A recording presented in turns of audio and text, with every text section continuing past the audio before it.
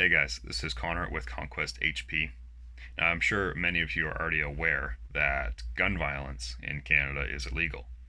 Killing someone with a gun is, in Canada, actually illegal, just as killing someone with a knife or with your bare hands is illegal in Canada. Believe it or not, right? You might even say that we have a ban on those things, but somehow they just keep happening.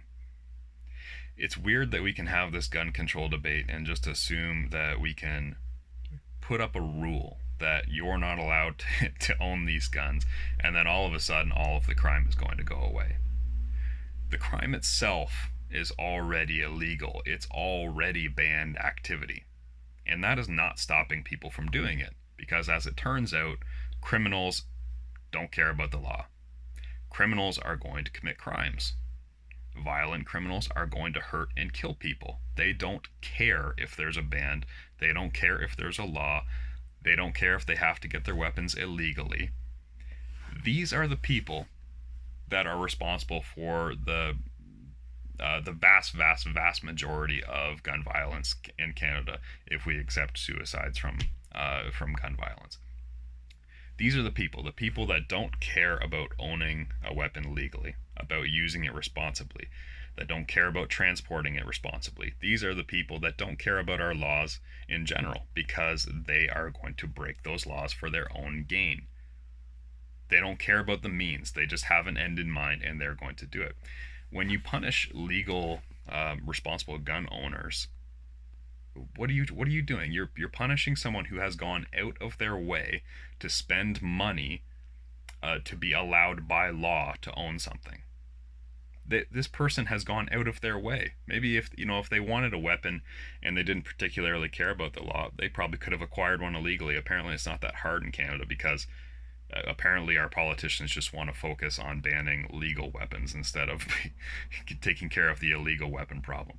But anyways, these legal gun owners have gone out of their way to obey the law. That's why they have a firearms license in Canada. Why are you punishing these people? These people have a respect for the law. By definition, they have the license. Just banning something doesn't mean that it's going to make a tertiary related thing go away. As I've been reading a whole lot on this, I like the gunblog.ca. That's a great website. They have an excellent quote here. They're talking about the relationship between lawful shooters, that's sport shooters, hunters, farmers, ranchers, etc., compared to the use of weapons for violent street gangs. And they say it's like, I'm going to quote directly here, it's like if someone asked, what's the relationship between parents who drive their kids to school and carjackers? Both use cars, but that's about it. I'm sure, as you know, a car can be used responsibly, it can be used safely, it can be used legally, or it can be used to speed. It can be used to mow people down in a pedestrian thoroughfare, as it has been in Canada. And simply banning these things does not make them go away. It doesn't make us any safer.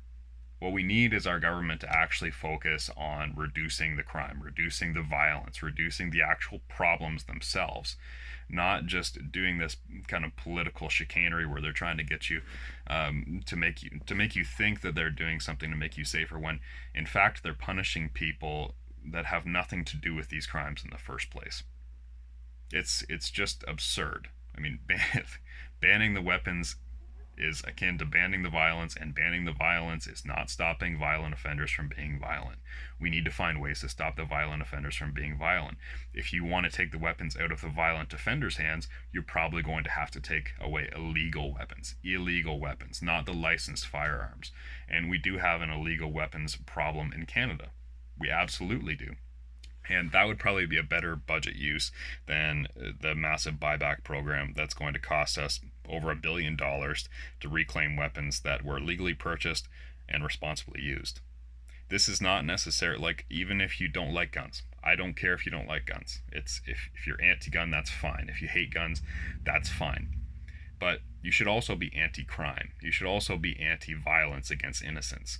And really, if you want to curb those things, if you want to make those things better in Canada, we have to demand policies that are actually going to affect those things, instead of policies that look good, they sound good to anti-gun people, but they're not going to actually do anything.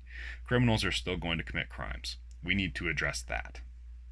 So if you like this video, please hit like and subscribe, and let me know what you think below in the comments. I've loved the discussion I've seen so far here on YouTube, and let's keep it going, because we can't just let this problem go away. We can't let our politicians dictate what we say and what we think on this.